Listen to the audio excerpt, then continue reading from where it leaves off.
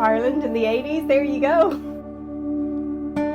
A lot of it is very vivid still. September, it's getting dark. As kids, we'd say, we're going into the woods to play. It was literally 2 seconds across the road and you're in the woods. So my mum was like, no, I don't think so, you can't go. And I was like, oh, please let me go with them, please. And my mum was like, no. And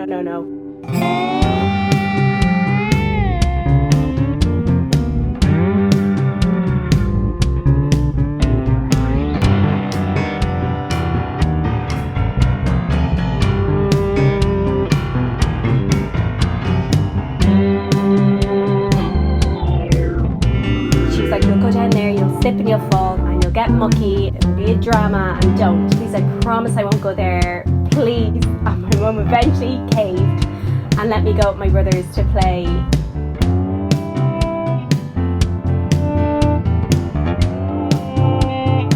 As we were walking along, it was just like a mud path in the woods.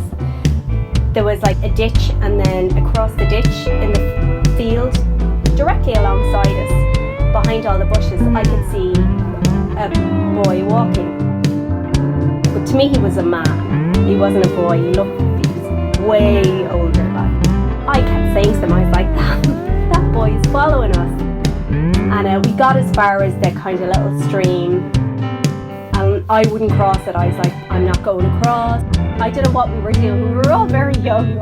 They were a few years older. They probably would have been closer to 14.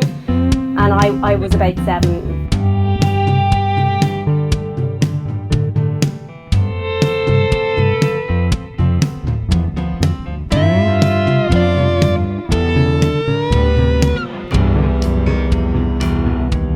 Anyway, they crossed over and I was adamant I wasn't crossing over. I tried everything, threatening them everything. Then I was like, I'm going home. So I headed off home. I was 99% sure I could hear my brothers in the bushes behind me. So I was like, oh, they're following me back, ha ha ha. You know, I kept shouting back at them and they weren't answering, but I could hear the rustling as I walked and walked. As you're coming out of the woods, so you come out onto it and it's a mud patch, but it's a main road to my house. So you're standing there looking directly at my house. And I was just coming up the little mud path and a hand just covered my mouth.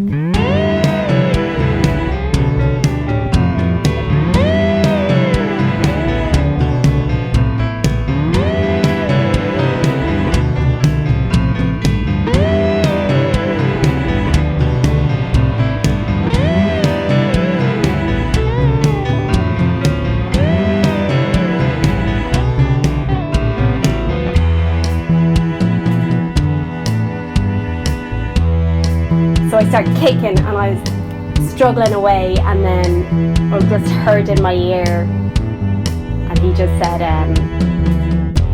if you don't shut up, I'll kill you. Okay? So then I just went limp.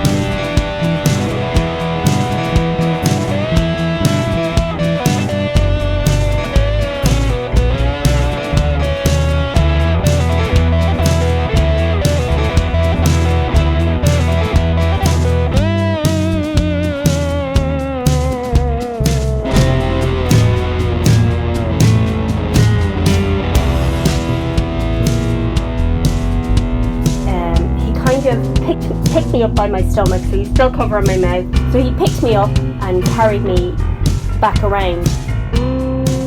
I knew it was the man that I'd seen following us, so I knew it was him. And he's like, I'm gonna let go of your mouth, but if you scream, he's just like, I'll hurt you, like I'll really hurt you. And I was like, okay. So he let go of my mouth, just come with me, keep your mouth shut. And like literally, the path that he walked me on, it's so close. For me, I was devastated. I was like, oh, I'm so close to home. I was like, why aren't my brothers coming to get me? He walked me across to like a field, and he kind of just plopped me down on the ground, and I was kind of lying back on the ground looking up at him. The sun was going down and stuff, so I was getting really frightened.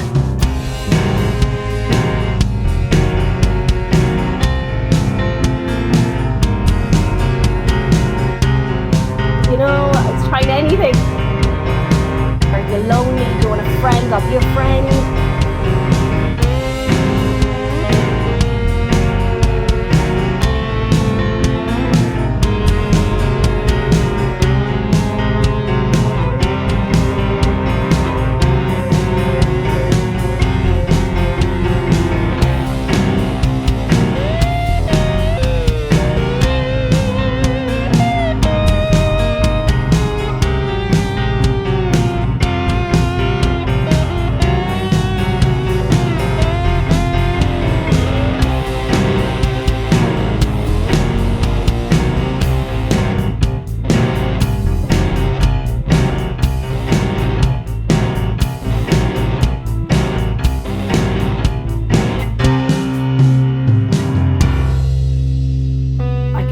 Then he had something in his hand, and it was like an old kind of axe, and it was terrifying when I could see it. I can still see it in my head, like, because I was lying back, the sun was nearly down, and I knew he was going to hurt me.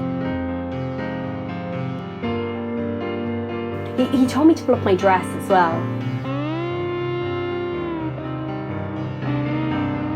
He got me to pull up my dress.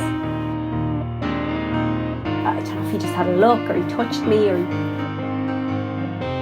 I remember just pushing him away, and I pulled down my skirt, and then he stood back up again, and he picked up his axe, and I can remember him just holding it over his head with his two hands.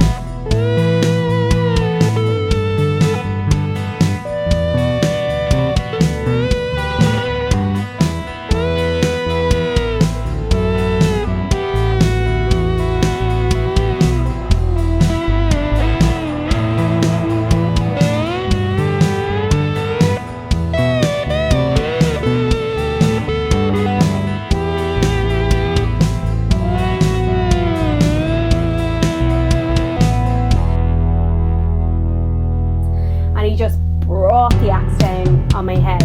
I can remember the sensation of the doof, doof, because he just kept hitting me with it, like doof, doof, and I can remember doof, doof, and I can remember kind of half like crying and still pleading with him, and I was like, please, please stop, doof, doof.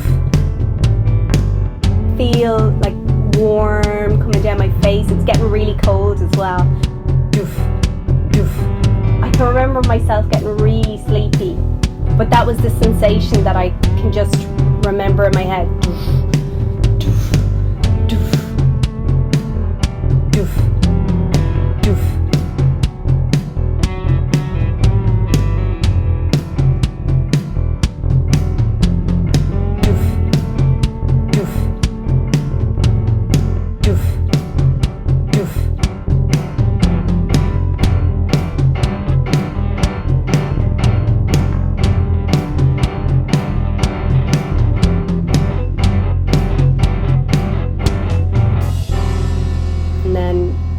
Eventually waking up in hospital